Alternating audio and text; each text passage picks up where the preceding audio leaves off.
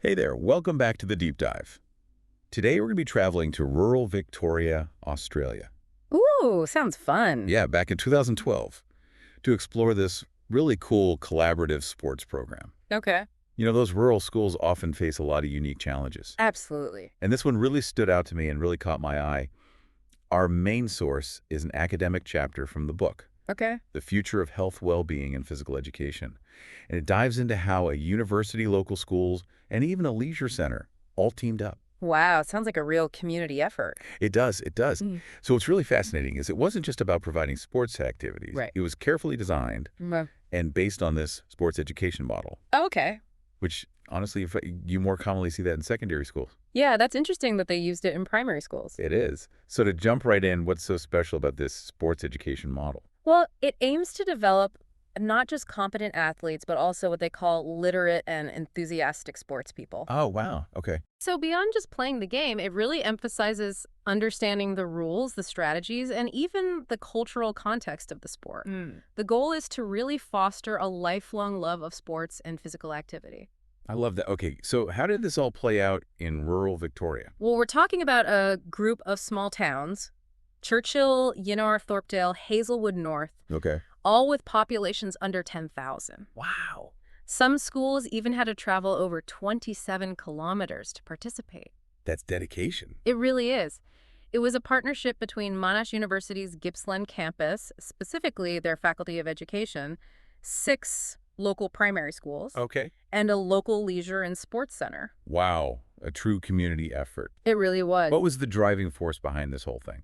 Well, a lot of these primary schools, they relied on generalist classroom teachers for physical education. Yeah, so you can imagine. Exactly. It's so busy. They might not have the specialized training in PE, Yeah, makes sense. and other schools outsourced it to external programs, Oh, right. which of course comes at a significant cost. Yeah. So this program was designed to bridge that gap Exactly. and provide quality PE experiences without breaking the bank. Exactly. And they decided to call it Friday Sports, which ran for 5 weeks Okay. and allowed year 5 and 6 students to choose a sport they wanted to learn. I love that. And they offered a variety of choices: netball, basketball, t-ball, cricket, Australian rules, football, and soccer. So they had options. They really did. Okay, so tell me, how did this sports education model translate into actual lessons?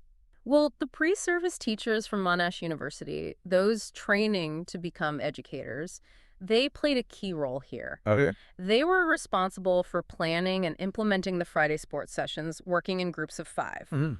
Now, here's where it gets really interesting. Okay. They weren't just thrown into the deep end. Okay. They actually practiced teaching each other before leading the sessions with the kids. That's such a good approach. Yeah, You right. can iron out any kinks Exactly. before you go live. Were there any specific examples of how they incorporated that framework into the lessons?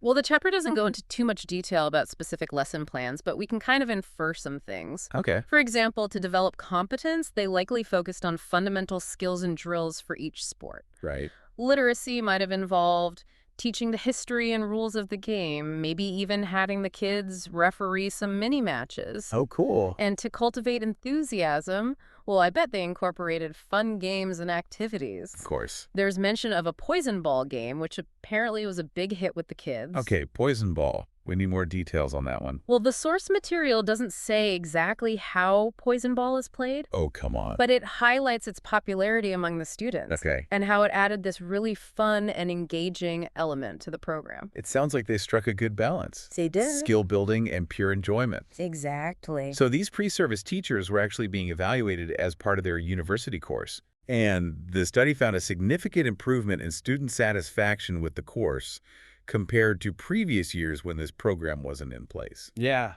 That says a lot. It really does. So the pre-service teachers benefited from this real-world experience. The kids had a blast. Everybody wins. Yeah, it sounds like it. But I'm guessing there were some hurdles along the way, right? You guessed it, funding was a major challenge. Oh, always. Despite submitting numerous applications for grants, the program organizers came up empty-handed. So no magic money tree. Sadly, no. That's right. They really tried, but they just couldn't secure any financial assistance. So how do they make it work? Well, the Leisure Center, they actually stepped up and subsidized the cost of using their facilities, Okay. and the university contributed some equipment. But even with that support, transportation costs remained a challenge for some of those more distant schools. You got to admire their dedication, though. You do. Pushing through all those logistical hurdles. Mm-hmm. Did the chapter mention anything about the long-term impact of this program? It mainly focuses on the program's implementation. Okay. And its immediate impact on those pre-service teachers' training. Right. There isn't a ton of data on the kids' long-term outcomes. Oh, that's a shame. I'd be curious to know if it, sparked a lasting interest in sports or even influenced their career choices later on. Right.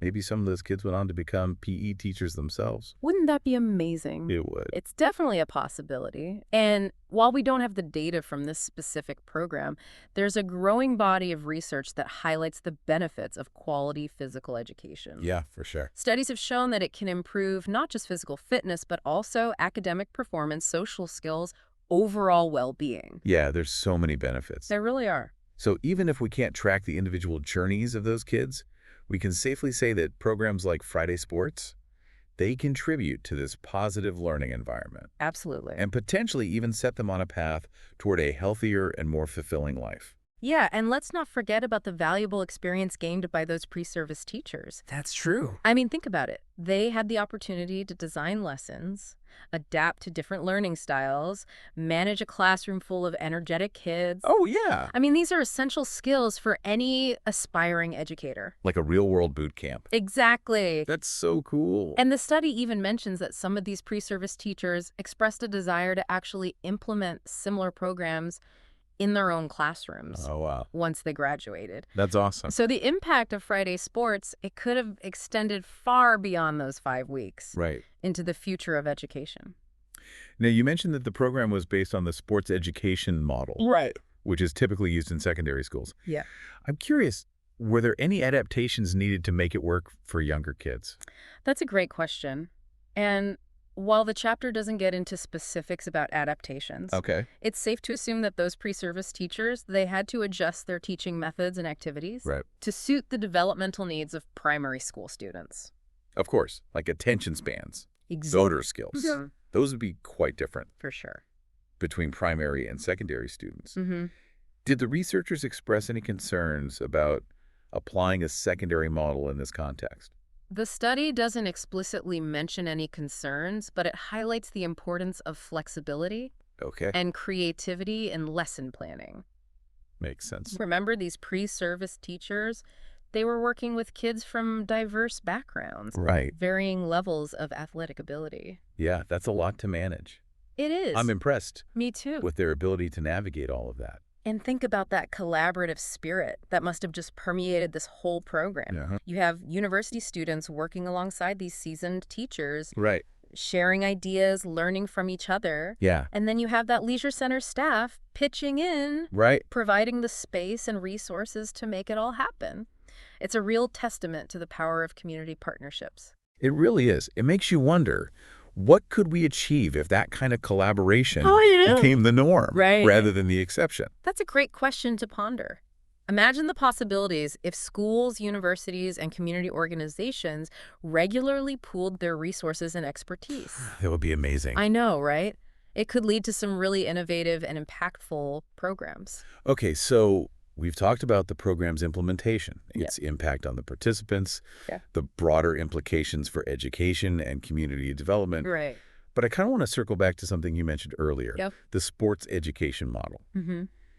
And its emphasis on developing competent, literate, and enthusiastic sports people. Right. Can we unpack those terms a bit further? Absolutely. Remember, this model goes beyond simply teaching sports skills. Yeah. It's about fostering a deeper understanding and appreciation. Right. It's not just about hitting a home run. Exactly. Scoring a goal. It's about understanding the nuances of the game. So competent, that refers to developing the physical skills and techniques needed to play the sport effectively literate, encompasses understanding the rules, strategies, history, even the cultural significance of the sport. So you're not just playing basketball, you're learning about its origins, its evolution, its impact on society. Exactly. Wow, that's fascinating. It is. And then we have enthusiastic, Okay. which is all about cultivating that genuine love and passion for the sport. Right. Something that will hopefully stay with them long after the program ends. Spark that inner fire. Yes. That drive to keep playing, keep learning, keep pushing themselves. Exactly. Sounds like such a holistic approach It is. to sports education. Yeah. Nurturing both the mind and the body. Exactly. Yeah. And while the chapter doesn't provide specific examples of how they achieved these goals, Okay. we can infer some things. For instance, to develop competence. They likely incorporated drills, practice sessions.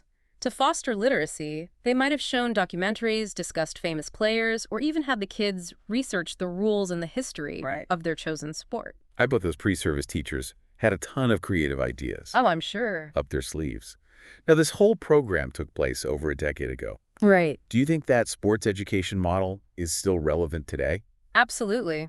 Yeah. In fact, it's gaining even more traction in educational circles. Really? There's a growing recognition that physical education isn't just about fitness. Right. It's about developing well-rounded individuals. And in today's world where kids are often just glued to screens, Yeah. it's more important than ever to encourage them to get active and engage in meaningful physical activity. I completely agree. And the sports education model, it provides this framework for doing just that. Yeah. By making physical activity fun, engaging, and intellectually stimulating. Love it. Okay, so we've covered a lot of ground here. We've delved into the program's structure, the challenges they faced, the impact on both the kids and the pre-service teachers, and the broader implications of the sports education model. Mm-hmm. But there's one aspect of this story that I find particularly intriguing. Oh, okay. What is it? It's the fact that this program took place in rural Australia. Right. We often hear about all the challenges faced by rural communities. Yeah. From limited resources to geographical isolation. Yeah, you don't always hear the positive stories. Exactly. Yet here we have this shining example of what's possible when people come together with a shared vision. I know, it's really inspiring. It is. It's a real testament to their can-do spirit. They didn't let those challenges hold them back. They found creative solutions, they leveraged their partnerships, and they made something truly special happen for those kids. And think about the ripple effect this program might have had. Oh, yeah. I mean, the benefits likely extended beyond the students and the pre-service teachers. Right. To their families, the wider community. Maybe it sparked conversations about the importance of physical education. For sure. Maybe it inspired other community groups to launch their own initiatives. You know, it's easy to dismiss programs like this as small scale or insignificant, especially when they're happening in these more remote areas. Right. But you can see how these initiatives can have a really profound impact on the lives of those involved. Absolutely. And potentially inspire similar efforts elsewhere. I completely agree. This program wasn't about flashy equipment or big budgets. Right.